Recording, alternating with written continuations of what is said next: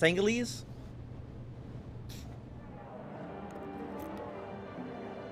Wait, what did he say? He said something about the jungle kit. Oh, no, you probably don't need the jungle kit anymore.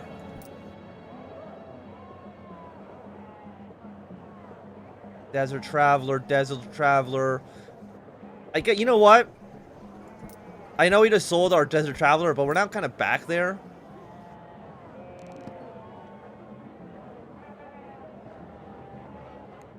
Because we need to get probably to Timbuktu. Unless you're going to... Oh, you go straight to Marrakesh.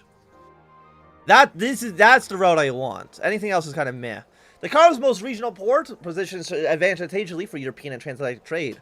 Tall telegraph poles crisscross the city, and steam trains departed southwards from the newly constructed station almost hourly. I saw all this from the window of the Signor Delphine Rosenald's steam carriage. The good lady's burly attendants had accustomed me within moments of my setting foot on the street and issued me an invitation that I thought prudent to accept. As such, I was treated with utmost courtesy. Half an hour later, I was ushered into a plush parlor decorated in rich velvets and striped silks. In the midst of the splendor stood a fabulously dressed older black woman with a telescopic monocle dangling from the chain of her waist. The resemblance to Captain Roosevelt was striking. This most consular abduction, I remarked, startling her into a throaty laugh. Seeing that Roosevelt groped with her monocle, fitting it to her face, and exclaimed me closely, "What are you doing in Senegal, Jean Passepartout? How do you know my name?" I disliked my given name and took pains to avoid using it. Now the stranger banded to it. "Why are you here?" she repeated softly. "My son picked you up from Belim, but your trunks contain artifacts from all over the civilized world. And further, are you a thief, explorer, slaver?" I mean, I'm kind of an explorer, depending on how you want to think about it. A traveler. She let her monocle drop. "I put it to you, John Passepartout, that you are a French spy, perhaps even assassin." I began to laugh, rather uproariously. Sadly, Signor Roosevelt did not find her little joke as amusing as I. She smiled stiffly. "My colonial masters have tried to kill me before, but never so brazenly. You seem calm enough You seem a calm enough fellow, be sure." "I'm no assassin," I insisted. "Senegal chaps under the French yoke, Jean Passepartout. We say there's our women of power and influence, and we refuse to be enslaved any longer." She squared her shoulders. "So I'm starting a revolution, and will you help me?" "I mean, sure, why not?" "Very well," agreed heavily. She darted forward quickly as a flash and scored me on the arm with the serrated edge of her monocle. Blood bloomed from the gash. "Your acquaintance is unnecessary. I have poisoned you." "What?" "Don't agitate yourself in slow acting. And the antidote is with one of my associates in Timbuktu." She handed me a small cloth. Took it with shaking hands. "Give this to Jean-Marie in Timbuktu, and she will give you the answer in return."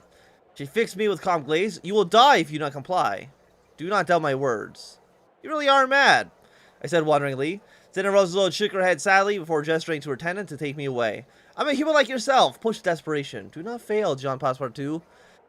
Seeing that Roosevelt horseless carriage dropped me off at a nearby cafe. I was kidnapped. He gave me a long look. "How fortunate that it was only for a short abduction. We cannot afford more delay. We're now well healed." I gave him a feeble smile in return and began to plot how I might convince him to journey to Timbuktu. What if I just, like, don't go? Do you think it's a real, like, thing?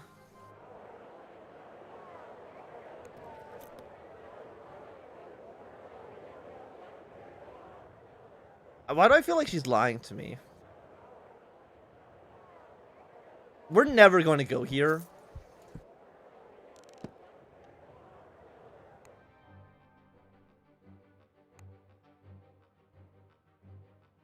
£350.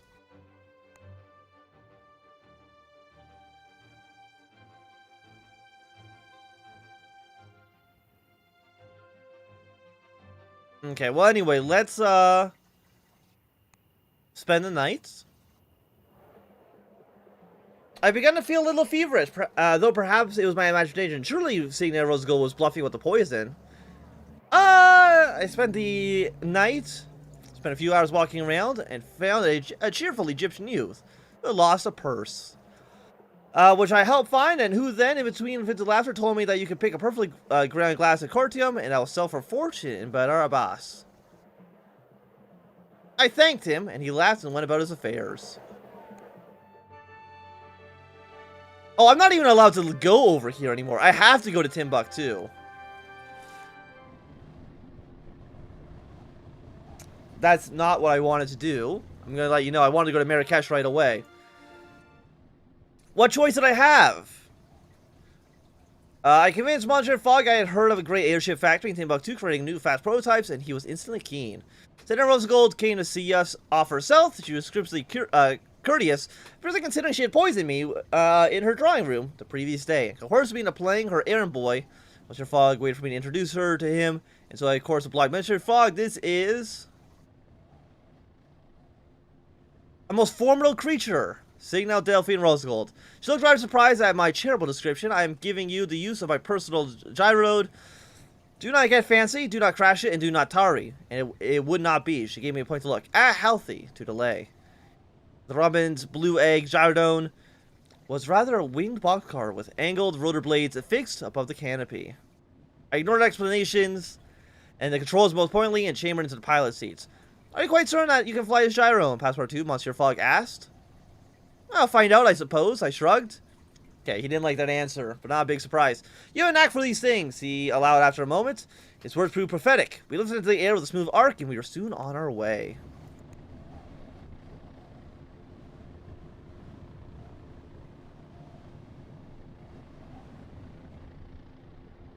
How we cross the Pacific? I mean, we've already crossed the Pacific, and we've already crossed the Atlantic, so I'm not too sure what the hell you're talking about.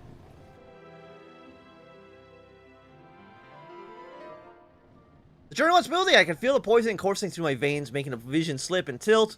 But thankfully, the gyrocopter did not follow suit. Yeah, if I'm poisoned, I probably shouldn't be the one flying. American trade. Jungle traveler. I don't think we need, like, any of that stuff. So one day in the hotel. Timbuktu was on the southern edge of Sahara Desert, surrounded by sand dunes and occasional scrubbish bush and palm. Anthnwam pulled water from the wells. An oil-fired mechanical camel hissed and sputtered along the flesh and blood variety. I had been feeling distinctly more sweaty and out of sorts since our landing in Timbuktu. I hurried to the home of Jean-Marie, who would give me the antidote in exchange for the parcel I carried. I have a parcel from Jean-Marie. The Staticus woman, dressed in Fulani desert garb, flung open the door. What parcel? She demanded. From Delphine, I whispered. She ushered me in and then stretched out her hands to the parcel. I handed it over, glad to get rid of the cursed thing, and then asked her for the antidote. Mon Dieu! Then the old cow really did it, eh? Monsieur threw back her head and laughed. She was balls of iron. She had me at a rather disadvantage, I admitted. She's always 2 minutes ahead. That's what makes her such a formidable leader. Jean-Marie sounded rather wistful to my mind. She rummaged in her bureau and then seized my nose and poured a vial of noxious blue fluid down my throat. All done. Thank you for your service to the cause. She handed me a few notes wrapped in elastic bands. Our exchange is made. I stumbled out with my head feeling appreciably clearer.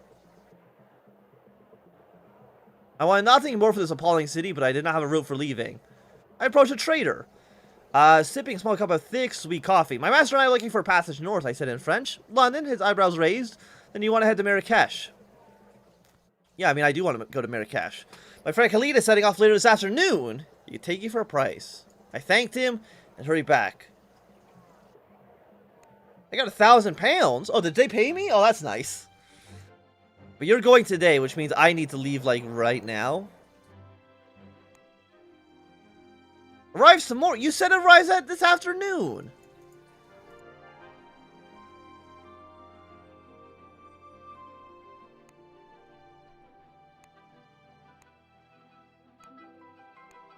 $74. We're getting a plus 79 because of her desert outfit. Oh, thank God. Oh, thank God. Like, that would just, like, almost kill us. Our transportation was roughly the size of 2 railway sleepers piled on top of each other. But more distinctly fashioned, her skeleton structure was bone and pure and galling gazelle and with tawny gazelle hide stretching tightly over it. One of the most monstrous contraptions we've ever encountered. A span Moroccan man in his jewel green delit leapt from the roof half onto the sand. I am Khalid, and she, he patted the gazelle hide, is Gazelle.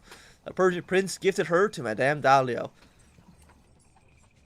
It's an extravagant gift. My mistress' talents are equally extravagant. tend to fog a little bit, because, like, why not? Because we probably need to go from Marrakesh probably up to Lisbon. Khalid helped me carry over suitcases up the ladder. The interior was plushly appointed and covered in all manner of strange musical equipment. Rest tonight. I am sure my mistress will want to meet you tomorrow. I was curious about the mysterious Madame Dolio, but could get nothing more out of him. He advised we sit, and Gazelle's engine spurred to life. Our journey into the vast expanse of Sahara had begun. How many cities have we explored so far? Does it say? Like, we did go, I would say, like, a pretty strange route, all things considered. We took our breakfast in a small receiving room under the hatch, but there was no sign of Madame Dolio. My fingers itched to try one of the instruments scattered around. But it would be rude to presume on the Madame's hospitality. I gave a stringed instrument made of dried calabash and stretched goatskin a longing look. They won't bite, a low, throaty voice interrupted. Madame Dolio was a striking woman, with henna-dipped dye lips and silver jewelry twinkling in her braided, wrapped hair. Welcome on board, the Gazelle. You clearly love music, I gestured at the decor. Indeed, she laughed, I am a Groot. Perhaps the closest equivalent in your tongue would be a bard.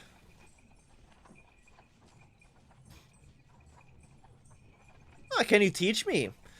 How many years do you have to learn? She raised an eyebrow. We are taught history, music, and conversation from birth. I confess myself, I'm intrigued by the Groot and her stories. She would no doubt be a formidable traveling companion. Captain John Mosby missing, believed gone native. That's the one we took to, like, Australia. We passed the salt mine settlement of Trundi at dawn. Laborers harnessed the Anthnwam evacuated the dry lake bed, and the specialist miners guided enormous bladed devices to cut precise jabs of salt out from the ground. Thousands of gleaming white salt tablets were stacked in rows. Khalid shuddered. I used to be labor here before my mistress found me. Looks like hard work, I noted. You spent 6 months excavating, cutting, and stacking. Then when the time comes, Touareg brings thousands of camels in the form of exile. It takes 3 weeks for them to travel to Timbuktu. It took us 2 days. Must have been a sight. The smells and sounds were even more intense. The last Azali had 4,000 camels. They were even more in the old days, when these routes transported slaves as well as salt and gold. Touting faded into the distance, and Khalid soon busied himself calibrating the engines to withstand the desert conditions. Any other news we got? I decided to look for Madame Dolio in her chamber. But as I was about to knock on, I heard Khalid's voice from within, and then the Groot's unmistakable throaty laugh. I stood outside Madame's door for a long moment, and then decided to return to my room. Monsieur Fogg, I attempted to read one of the many books on our mantelpiece. Fiction, he said, with clear distaste. Does a storyteller not possess a single reference guide or dictionary? My poor master was forced to read a novel to pass the time, and I followed suit. How horrible. Both Khalid and Madame Dolio had made no appearance at breakfast, lunch, or dinner, and it was suspicious. Surely a love affair would have conducted more discreetly. Surely one required at least 1 meal a day to keep body and soul together, as it were. I decided to investigate. I created a small diversion involving some minor arson and sneaked in Madame Dolio's chamber, and my companions were otherwise occupied. It was bursting with books and papers, which displayed upon the table was this dismembered human form automaton. Its now torso peeled back to reveal glistening clockwork innards.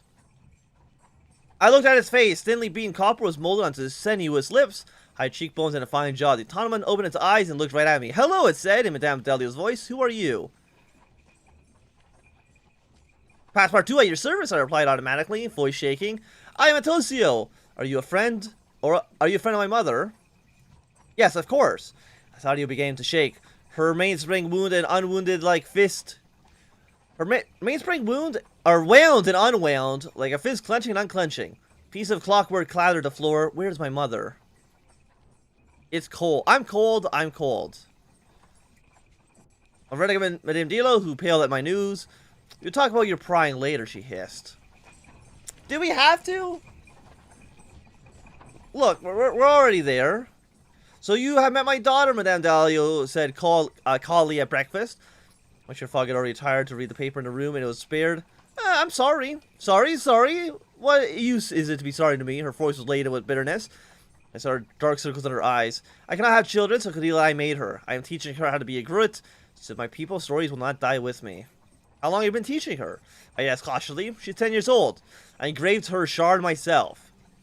She showed me a flat rectangle of azure glass, etched in impossibility small interlocking script. Adido's automaton brain. I made a new language so that I can make her kind and wise. Those idiots at the Artificer's Guilds can make an Anthnwam serve tea or play the lyre, but they have no idea how to create a soul.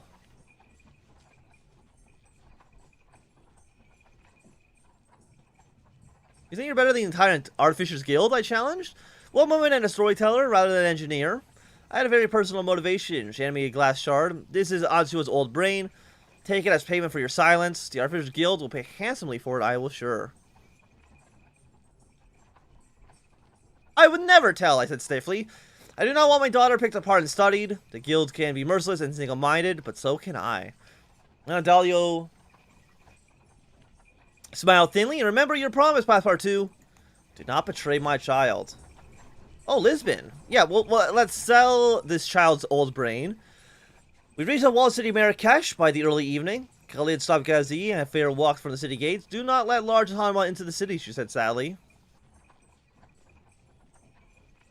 20 years, the streets will be full of them, I replied. Everywhere the world is changing to accommodate such progress. Khalid nodded. Forgive my mistress for not saying goodbye to you personally. Remember your promise to her, my friend. We need to get to Lisbon. Do we have anything we can sell? Well, we can probably sell the Desert Traveler set now.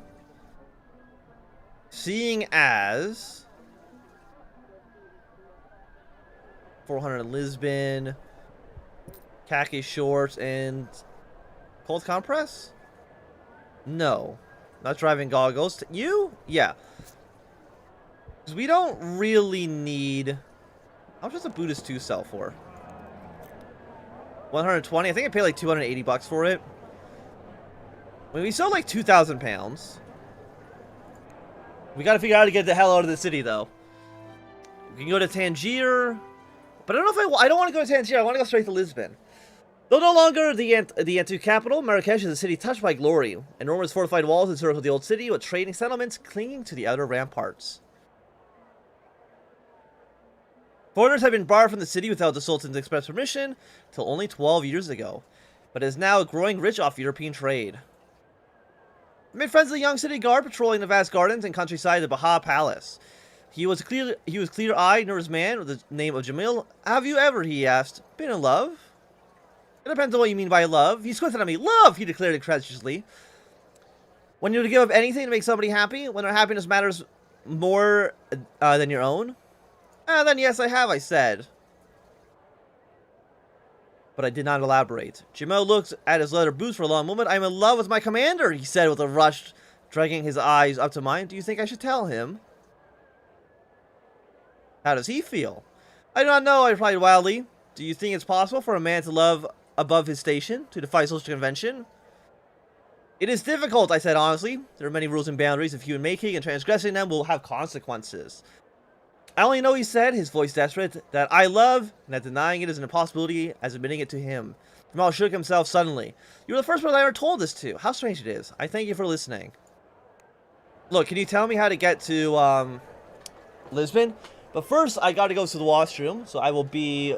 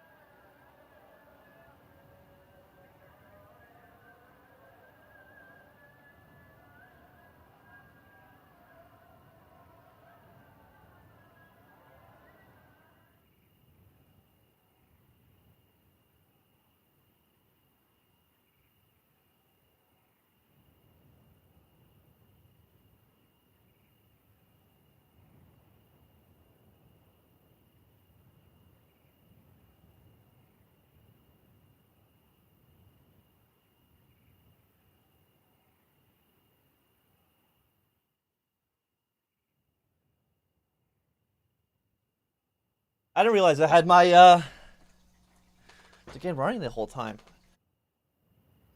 Also, the last autosave in day 60 at 3:32. It's currently day 59, so I'm not too sure what they're talking about. Let's stay a night at a hotel. Reminds me, with what rain of the day, repack and iron everything. I want to explore a little. I managed to have my pocket picked to the tune of 28 pounds. Okay, thank you. Awesome. So I guess... Okay, so I should have not sold my outfit right away. But I guess we'll go to Tangier. This will probably get us to Lisbon afterwards. We hired one of the local mechanical horse-drawn carriage from the garden square between Cabio Mosque and Dejima El Fina. It was the only short ride to Tangier. Well, that's good. I mean, we need... Do you know how to get... No, you are not who I want to talk to. I want to talk to the driver and see if he knows how to get to Lisbon from here. Monsieur Fogg and I had sit facing each other in a canopied vehicle, so naturally I stuck my head out to make the driver go faster. Any faster will damage the horse. The drive on, I sighed and leaned back in the carriage to see Monsieur Fogg turn his head and look away. What did that gesture mean? Yes, okay, so anything that sells for decent here. Ginger tablets. Machete. You're over for like traveler sets? We've got to explore. We've got to figure out how to get to Lisbon, or even like further up north than that. Tangier, said my guidebook. I once read, it is not Europe. It is not yet Europe, it is true, but it's no longer Morocco. A sentiment that I did not wholly agree with. It's true that people of Tangier spoke many languages and were of every color and religion and creed imaginable, but the admixture itself was distinctly Moroccan. Found my way to the docks and quickly engaged with a complicated, meandering argument with a man claiming to be the local customs officer, who insisted the only way out of the city was through him. It cost several £100.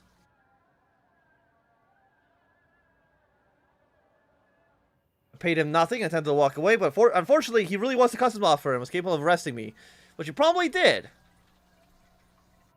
Frankly, I enjoyed the rest. Okay, so he didn't like that. But we did get arrested. Okay, we need to go to Lisbon. £10 for extra space. We have +3 from our goggles. So we're pretty close to just finishing this game. We took a ferry across the Strait of Gibraltar and hired a gardener set up the car and 2 drivers, Domenico and Damas, a pair of twins on European soil. Having a relief driver allowed us to travel all day and night. It was a journey of almost 24 hours exactly. Are you ready? Are you happy to be back in Europe, sir? Domenico asked. I do not know yet. You consider my answer as steam valves screeching its release. Been traveling long? You could say that. Hold on tight. Okay, I need to know how to get out of Lisbon. I could have gone from Caracas to Lisbon. That would have been much faster. Or Delga and Nassau. That's in France, I think.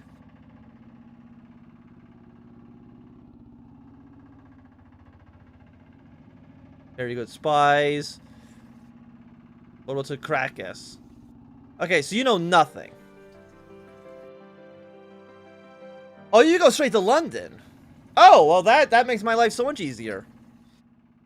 We felt the silence of the Spanish countryside and towns gave way to the Portuguese settlements. I could not stop looking around, even after the sun dipped low onto the horizon. Monsieur Fogg was similarly restless.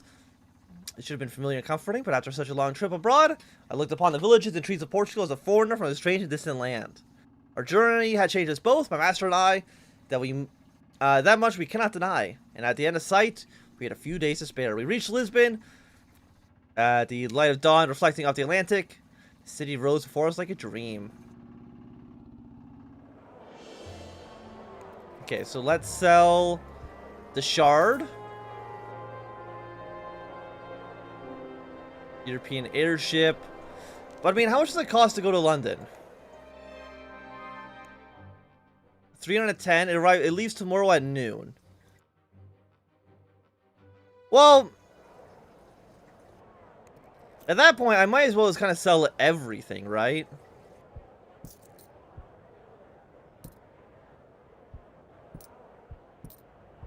Is this the right choice? I don't know. But we don't need all this shit.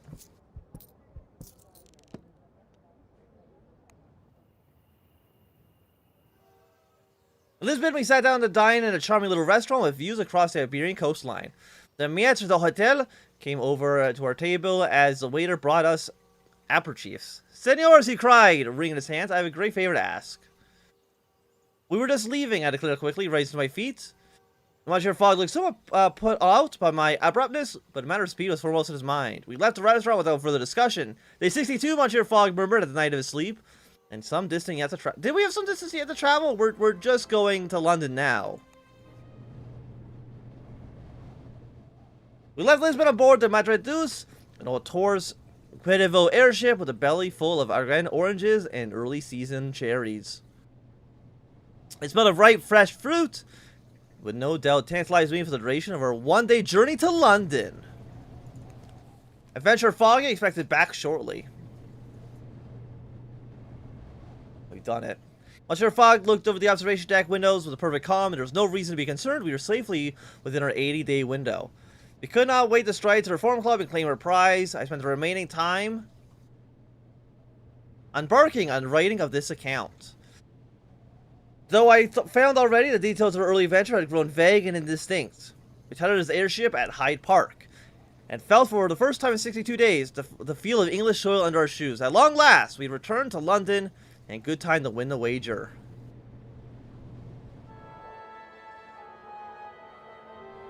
Completed. We got 3 achievements from that. Return to London.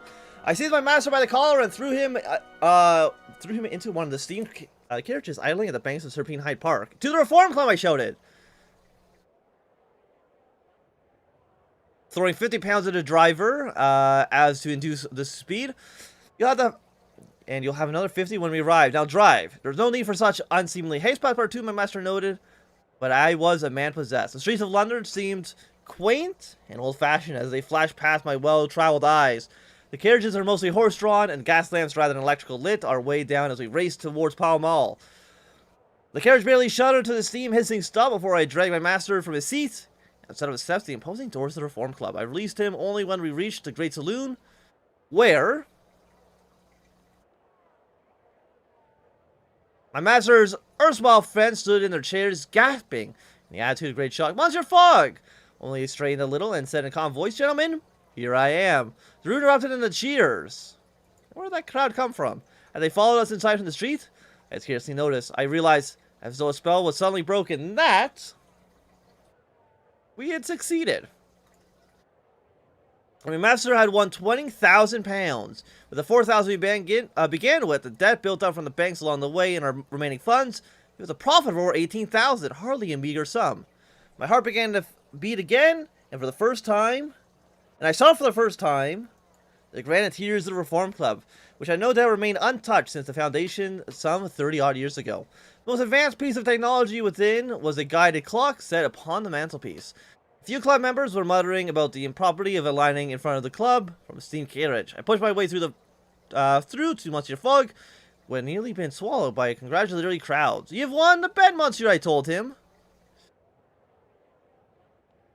as though saying it once more would make it more real, and then repeated the sentiment again for good measure. Monsieur Fogg pressed my hand warmly and did not remark even once upon the impropriety of my gesture. Indeed, through the cool gaze, did not so much waver or soften. I believed we had welcomed the chance to shake my hand. Any gentleman would be fortunate to call you his valet, and you have been a worthy companion to me. Besides, Monsieur Fogg said, I knew that from him it could be no higher praise. Mr. Fogg, one of the jurors cried. Into our conversation. "What's the next great adventure? Phileas Fogg and his royal valet Passepartout?" My master looked at me. I returned at a glance. I've always wondered what was at the center of the earth. Looking around the face of the December cloud and quirked eyebrow. "I don't want to make a wager." Monsieur Fogg refrained from rolling his eyes. "I believe," he said with great deliberation, "that tonight we have a supper and go to bed. Come, Passepartout. It grows late. And our journey around the world is complete. Celebrated Englishman Phileas Fogg wins round the world wager. Journey completed in 62 days despite stranding on a remote Pacific island, nights of rough sleep, and poisoned manservants. We've traveled to 2,569 cities. We traveled 35,900 miles. We loved airships. We ended off with 18,000 pounds. We traveled 12,000 miles by sea, 5,000 miles by land, 18,000 miles by air. We spent 10,000 pounds. We're well-heeled. We're passionate. We're a strong valet. And we had a comfortable relationship with Monsieur Fogg. Yeah, so, like... I mean, what a strange ship. I feel like there's probably faster ways. Like, we went to... like this. We probably... like, we went all the way down here. I guess this trip was, like, I think, like, 4 days or something like that.